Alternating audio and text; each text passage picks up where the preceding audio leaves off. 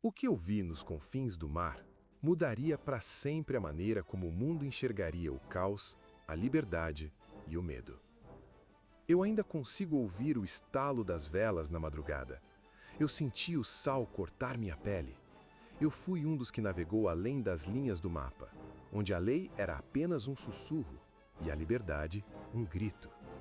Meu nome não importa, sou apenas mais uma sombra entre os fantasmas dos mares, mas o que vivi é uma história que precisa ser contada. Desde que o homem aprendeu a dominar os ventos e as ondas, ele também descobriu o outro lado do mar: a violência, a fome, o poder pelo poder. Séculos antes de existirem navios de guerra organizados, povos navegavam para trocar mercadorias e histórias.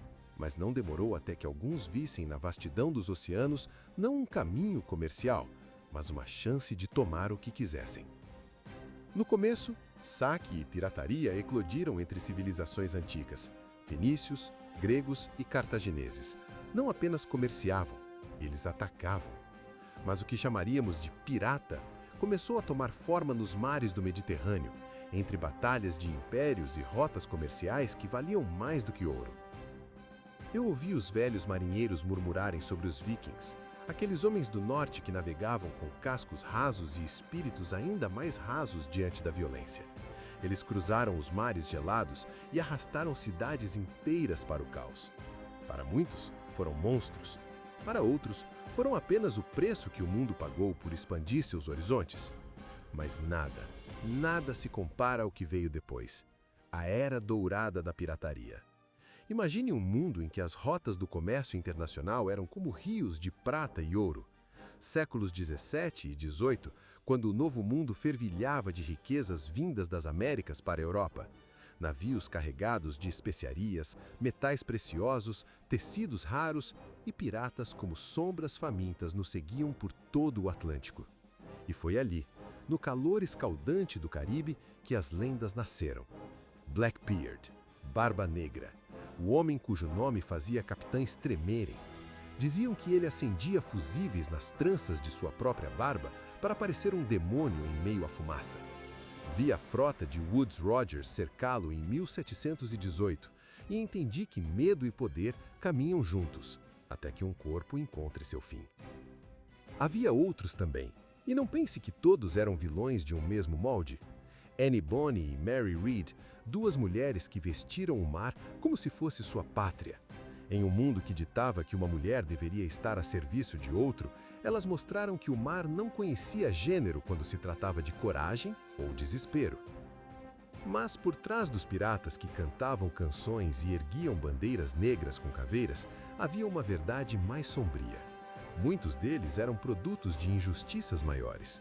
Homens e mulheres que fugiam de condições brutais em portos europeus, fome, dívidas, servidão, e encontraram nos salteadores do mar uma alternativa, por mais perigosa que fosse.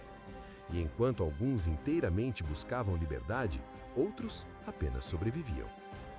Quando as grandes potências começaram a se organizar, Inglaterra, França, Espanha, Países Baixos, as mesmas rotas que trouxeram fortuna também atraíram frotas de caça aos piratas.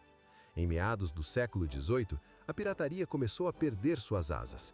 Leis más, como a Declaração de Pirataria de 1698, que permitia a execução sumária, transformaram muitos dos antigos heróis em cadáveres pendurados em gibões à beira-mar como aviso. Eu vi cadáveres assim. Vi bandeiras negras queimando no horizonte. Vi navios que poderiam ser minhas casas afundando nas profundezas e percebi que o mar concede muito, mas também cobra um preço que nenhum homem pode realmente pagar. E assim, a Era Dourada desvaneceu.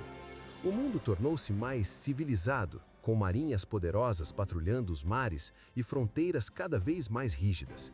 As lendas se transformaram em contos de taverna, depois em romances, depois em filmes. Mas a verdadeira história, a que sai do coração que sangrou sal e medo, essa história é maior do que qualquer mito romantizado pela cultura popular. Porque pirata não era apenas um homem com um tapa-olho e um papagaio no ombro.